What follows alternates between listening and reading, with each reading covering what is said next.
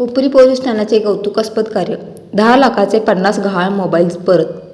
Hupari police ठाण्याअंतर्गत हरवलेले 50 mobile संच आज EMI नंबर व CER पोर्टलद्वारे मोबाईल कंपनीशी संपर्क साधून कागदपत्रांची तपासणी करून नागरिकांना परत देण्यात आले.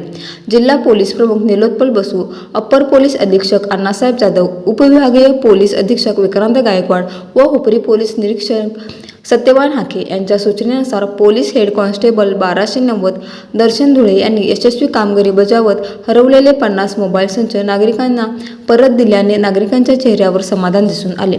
आपले मोबाईल परत मिळण्याची आशा सोडलेल्या लोकांना आज हुपरी पोलीस ठाण्याच्या वतीने मोबाईल संच परत केल्याने त्यांनी हुपरी पोलीस स्टेशनचे कौतुक करत आभार मानले.